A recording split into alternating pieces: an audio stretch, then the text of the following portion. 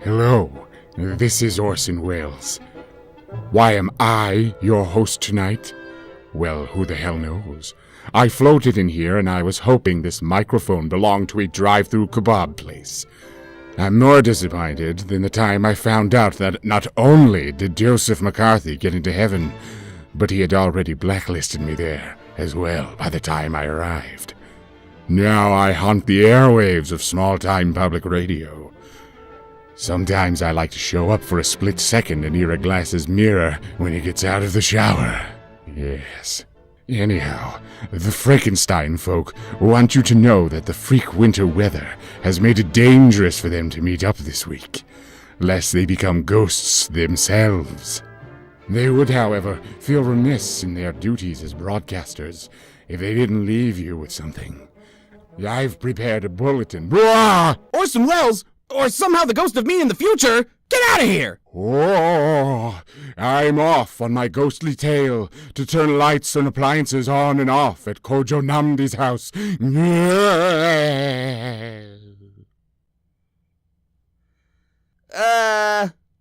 I don't know what that was about, but what he said is true. The freak weather of our dying world has prevented us from having a regular recording session this week, so it's just me, Taylor, by my lonesome. I escaped the Lummox dimension. Don't ask me how.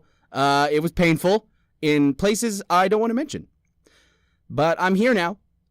So hey, how's it going, everybody? Welcome to the first solo episode of Frankenstein Control, although it's not really an episode. We're going to call it a minisode, I think.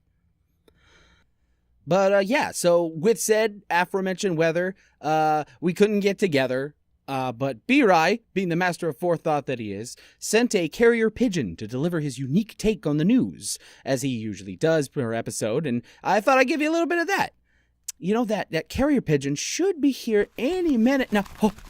I think that's it now. Hello, little guy. This way. Jesus! It's you! B-Rai, I'll get you for this! Give me that! Give me! Got it! Shoo! Away, vile demon!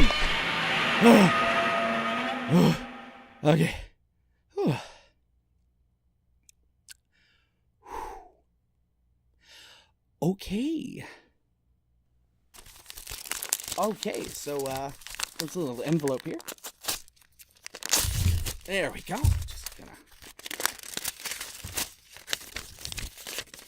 All right. So, here's the news. In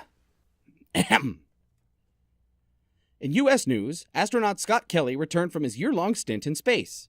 NASA testing compared him with his twin brother Mark, who remained on Earth, and found that Scott's DNA was actually slightly altered by the experience. The green dealy-bobbers now sprouting from his forehead were probably proof enough of that. In world news, a former Russian spy and his daughter were attacked with a banned chemical weapon in London earlier this month. The attempt on their lives was just the latest in a series of similar, sinister incidents, including assassinations, which had befallen other Russian expatriates connected with either the espionage industry, journalism, or who were otherwise known to be critical of Russian leader Vladimir Putin. World leaders have denounced the poisoning and have accused Putin and his government of being tyrannical in their suppression of dissenters. BBC's Steve Rosenberg asked Putin directly during an ad hoc interview on March 13th whether he ordered the attack himself. Putin, who carried the note cards for his public appearance in a holographic, colorful 90s whale folder, simply responded, "Hail Sithis." Now, on to culture.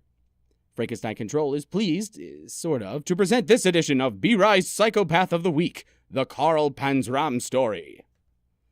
Carl Panzram was an American serial killer in the 1920s who referred to himself as the physical embodiment of rage, and then killed a bunch of guys by getting them drunk and then shooting them with President Taft's handgun. This is true, which he stole after burglarizing Taft's house and buying a boat with the loot money.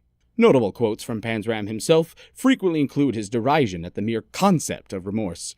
This is what he had to say after a lifetime of habitual, extremely violent crime. I'm only sorry for two things.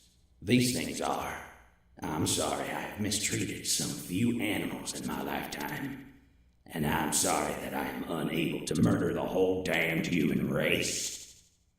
As he was being led to the gallows, Panzram yelled, "Boo!" at the assembled group of reporters, who visibly recoiled. He then spat in his hangman's face and told him he would have been able to kill 10 men in the time it was taking them to prepare the noose. A photo of Panzram smiling next to the First Lady Nancy Reagan was an embarrassment to her husband's political legacy later on. Oh, wait, that was John Wayne Gacy. Never mind. What a fun little fact, B-Right. What a great little note.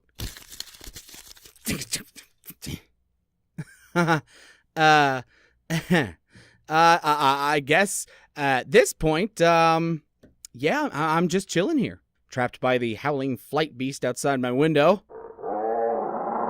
and the corpulent ghost in my kitchen. Yes, I had forgotten the mortal trappings of bologna. Oh, exquisite.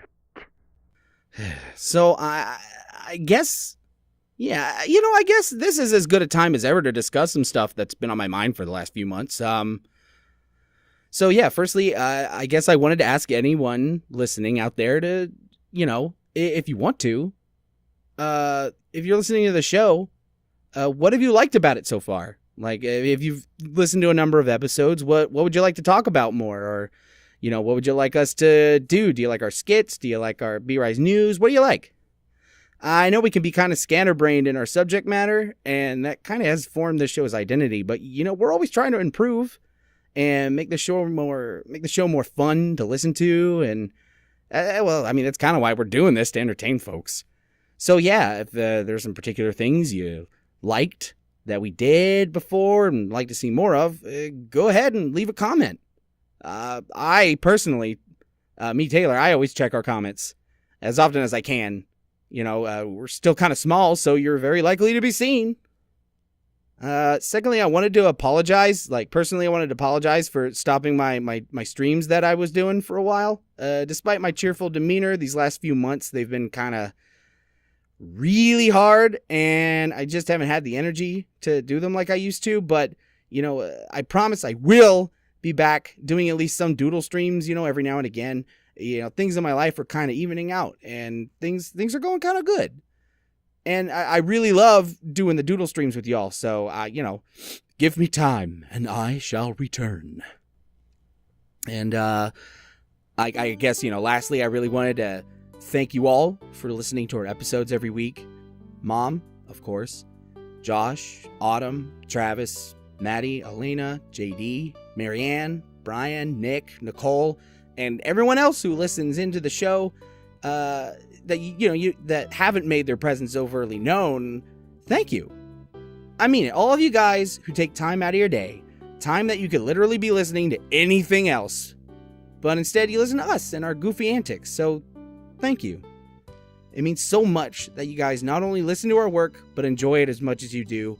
It's what we've always aimed to do, and all three of us are beyond ecstatic to provide it. Thank you so much.